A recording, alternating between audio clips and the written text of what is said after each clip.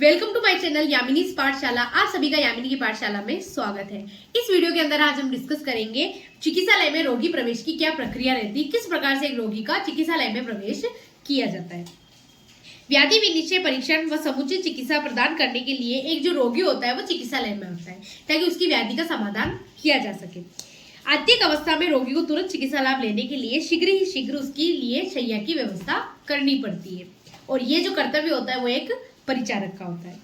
इसीलिए चिकित्सालय में यंत्र शस्त्र होते हैं, वहां पर चिकित्सा कर्मी होते हैं। इसीलिए चिकित्सालय में जो रोगी होते हैं उनको एडमिट किया जाता है ताकि वहां पर उसकी समुचित व्यवस्था हो सके। वरना अगर आप घर पे देखोगे तो घर पे जो साधन उपलब्ध नहीं होने के कारण चिकित्सा समुचित प्रकार से नहीं की जा सकती।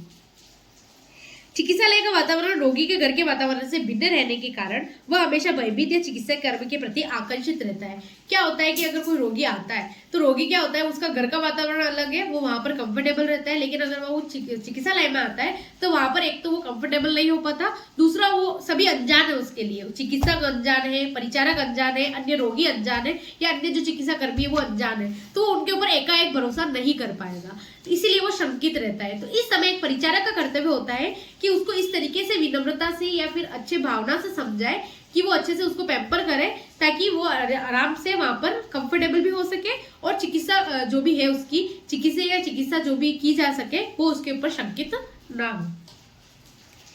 इसके अलावा चिकित्सालय में विभिन्न व्याधियों से ग्रस्त व्यक्ति आते हैं। सभी का स्वभाव अलग अलग होता है। उनके व्यवहार से, चिकित्सालय में प्रयुक्त रासायनिक द्रव्यों के गंध से, रोगी की वेदना अनुभूति से, असामयिक मृत्यु आदि कारणों से जो रोगी होता है वो अफेक्टेड होता है। क्यों? क्योंकि वहां पर अनेक प्रकार के रोगी आते हैं।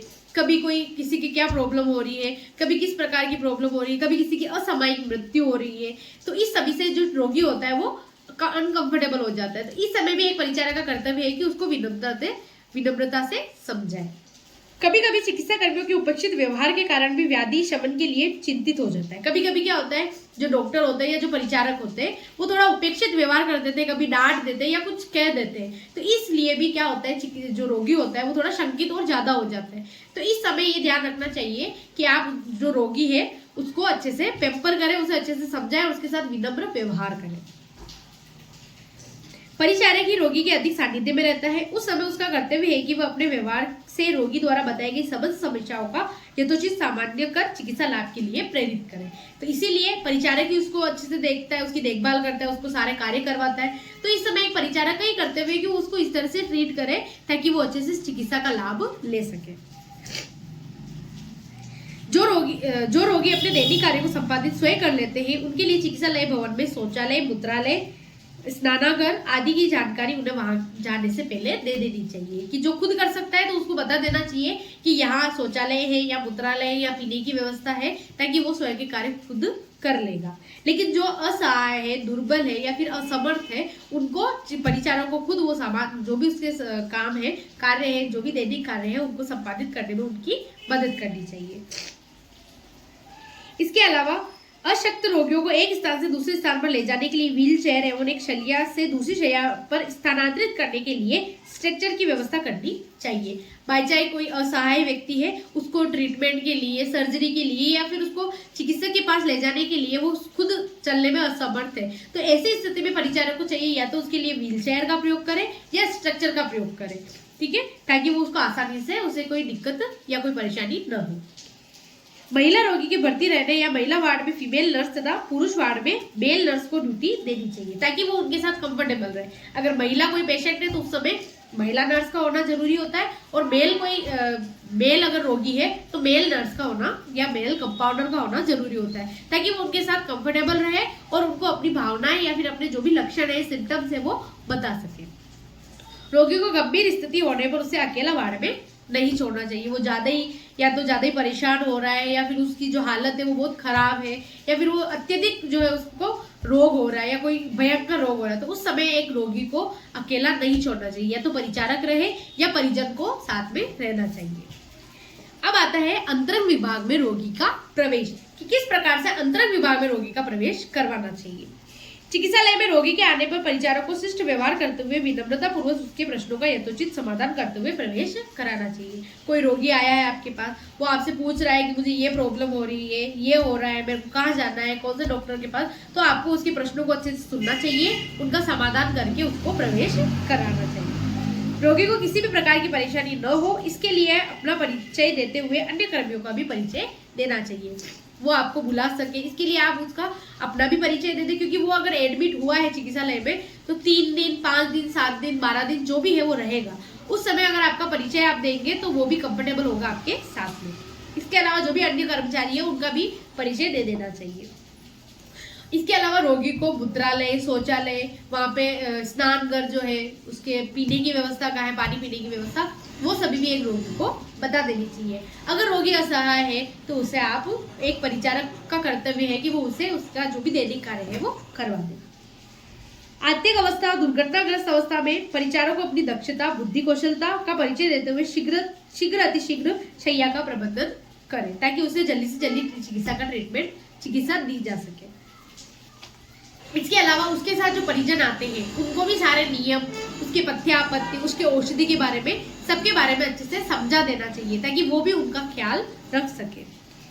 फिर आती है शैय्या व्यवस्था कि अंतरंग विभाग में जब आप रोगी को एडमिट करते हैं तब शैय्या किस प्रकार की व्यवस्था होनी चाहिए, किस प्रकार की शैय्या होनी चाहिए, किस प्रकार की शैय्या की व्यवस्था होनी चाहिए, किस प्रकार की शैय्या को सुसज्जित, ये अपन आगे वाली वीडियो में पढ़ेंगे किस प्रकार से शैय्या व्यवस्था पर, लेकिन अभी फिलहाल ये पढ़ते हैं कि किस प्रकार की शैय्या होनी चाहिए। यदि रोगी स्वयं चलकर जा सकता है तो उसको शैय्या पर जाकर आराम से लेटा देना चाहिए। असहाय या दुर्बल व्यक्ति तो उसको स्ट्रक्चर या व्हील चेयर पर ले जाकर शैय्या पर आराम से लेटा देना चाहिए। इसके अलावा शैय्या के ऊपर जो भी कपड़े या फिर जो भी गद्दा है, बेडशीट है या कवर है या कंबल है, उसको बिल्कुल साफ सुथरा होना चाहिए। इसके अलावा एक रोगी के जाने के बाद उनको वापस से नए रोगी के लिए परिवर्तित कर देना चाहिए। इसके अलावा अगर आप रोगी को कपड़े चेंज करवा रहे हैं तो दूसरे परिचारक की सहायता लेकर उसके अच्छे से कपड़े चेंज करवाएं, उन कपड़ों को विसंक्रमित द्रव्य से धुलवाएं और नए एवं धुले हुए वस्त्र उसे पहनाएं। ये शैय्या व्यवस्था। फिर आती है रोगी अवस्था निरीक्षण कि अब उसको आपने एडमिट कराया, उसके जो भी वस्त्र चेंज कराए, क्योंकि हॉस्पिटल के अलग कपड़े होते हैं, वो भी उसको वस्त्र चेंज कराए। अब उसकी जो भी प्रॉब्लम हो रही है उसका निरीक्षण करें। परिचारक अपने कार्य कुशलता के कारण रोगी के शारीरिक भावों के आधार पर उसकी पीड़ा, उग्रता व व्यवहार का ज्ञान प्राप्त कर लेता है कि उसकी क्या क्या उसको प्रॉब्लम हो रही है, उसकी उग्रता किस प्रकार की, उसका व्यवहार किस प्रकार का है।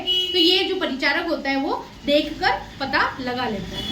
शरीर की मुखाकृति गति में परिवर्तन होने के कारण त्वचा की रुक्षता, विवरणता, नेत्र, जीवा आदि की परीक्षा दर्शन इंद्रिय के माध्यम से हो जाती है। अगर उसका कलर चेंज हो रहा है, उसके चेहरे पे कोई मुखाकृति का ले सकते हैं, उसके चेहरे पर स्वेलिंग आ रही है, उसकी नेत्र जो हो रही है या तो लाल ज़्यादा हो रही है, पीली हो रही है, बिल्कुल वाइट हो रही है, उसका त्वचा का कलर कैसा है, उसकी त्वचा की ड्राइनेस हो रही है या फिर ज़्यादा ही उसमें ऑयल निकल रहा है या फिर ज़्यादा ही उसमें चिकनापन है, श्लक्ष हो रहा है। इसके अलावा वो चलने में कैसा है, उसकी गति किस प्रकार की है। तो ये सभी जो परीक्षाएं होती है या फिर ये सभी जो निरीक्षण होते हैं वो एक परिचारक के द्वारा दर्शन इंद्रिय के माध्यम से, यानी केवल देख कर, जिसे दर्शन परीक्षा कहते हैं, अपन आगे बढ़ेंगे, उसके द्वारा वो कर सकता है। इसके अलावा चिकित्सक द्वारा निर्दिष्ट नाड़ी, तापमान, श्वसन, रक्तभार आदि की परीक्षा कर रोगी व्यवस्था में अंकित कर देना चाहिए। इसके अलावा अगर आपने चिकित्सक ने आपको बताया है रक्तभार मापन के लिए या फिर नाड़ी मापन के लिए, श्वसन मापन के लिए या रक्तभार के लिए, तो इनके लिए भी जो भी आपको निरीक्षण करना है वो आपको जो भी इसके इंस्ट्रूमेंट है, जैसे थर्मामीटर से तापमान मापन करना, बीपी इंस्ट्रूमेंट से रक्तभार मापन करना, नाड़ी मापन जो आपकी त्रिगुली परीक्षा होती है उससे नाड़ी मापन करना, मापन करना कितना उसका श्वसन है। तो ये सभी चिकित्सक के निर्दिष्ट हुए और आपको उसको चेक करना है और जो भी उसका पत्रक है, तो जो भी चिकित्सक रोगी पत्रक है उसके अंदर अंकित कर देना चाहिए, ताकि जो चिकित्सक है वो आराम से उसकी चिकित्सा कर सके। स्वयं के परीक्षणों का ज्ञान चिकित्सक को रोगी द्वारा बताए गए लक्षणों व स्वयं के परीक्षणों का ज्ञान चिकित्सक को बता देना चाहिए। इसके अलावा रोगी जो भी सिम्टम्स बता रहा है वो और आपने क्या उसका परीक्षण किया है वो दोनों चीज जो होती है वो चिकित्सक को बता देना चाहिए।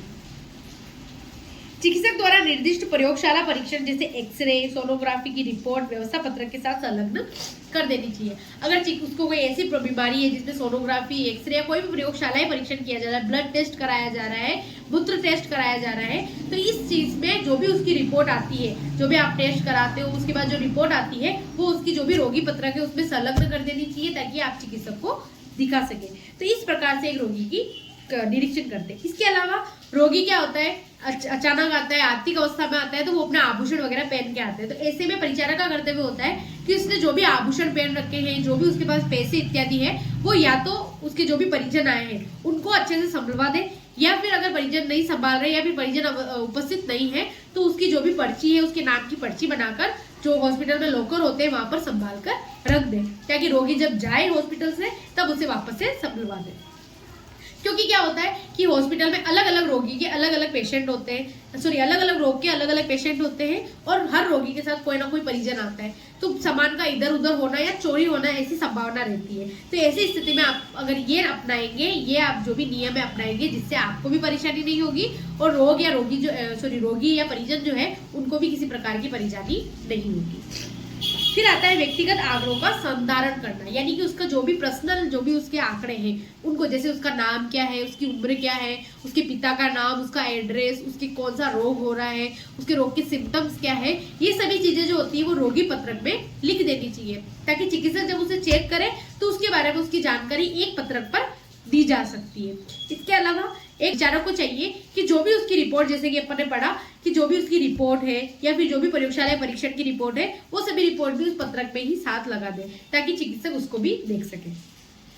इसके अलावा यदि रोगी को शल्यकर्मी के लिए शल्य कर्मागार में भेजा जा रहा है तो उसके परिजनों के साथ लिखकर एक लिखित स्वीकृति या सहमति घोषणा पत्र जिसे कहते हैं वो लिखकर आराम से साइन या हस्ताक्षर करवा देने चाहिए ताकि कोई भी कंडीशन हो, कोई भी सिचुएशन हो तो आपके पास एक प्रूफ रहे। तो इसको भी उस रोगी पत्रक में संलग्न कर देना चाहिए ताकि वो आंकड़ा जो है वो एक फाइल में, जैसे आप देखते हैं ना हॉस्पिटल या अस्पताल जाते हैं या चिकित्सालय में जाते हैं तो वहां पर आपको एक फाइल बना के दे दी जाती है जिसके अंदर आपका नाम, एड्रेस वगैरह, आपने क्या टेबलेट ली है, किस चिकित्सक के पास आपने ट्रीटमेंट लिया है, क्या क्या रिपोर्ट आपकी आई है, क्या क्या परीक्षण आपने करवाया है, कितना आपका बिल बना है, वो सभी उसी फाइल में रहता है ताकि आपके पास भी रिकॉर्ड रहे और जो रोगी है उसके पास भी समुचित रिकॉर्ड रह सके। तो इस तरीके से एक व्यक्तिगत आंकड़ों को परिचारक है वो संधारण करता है ताकि उसे भी कोई परेशानी ना हो और चिकित्सक को चिकित्सा करने में भी कोई परेशानी ना हो। तो इसी के साथ इस वीडियो को हम यही खत्म करते हैं। मिलते हैं एक नई वीडियो के साथ, एक नए टॉपिक के साथ। आप मेरे चैनल पर नए हैं तो चैनल को सब्सक्राइब कीजिएगा। Thank you so much for watching. धन्यवाद।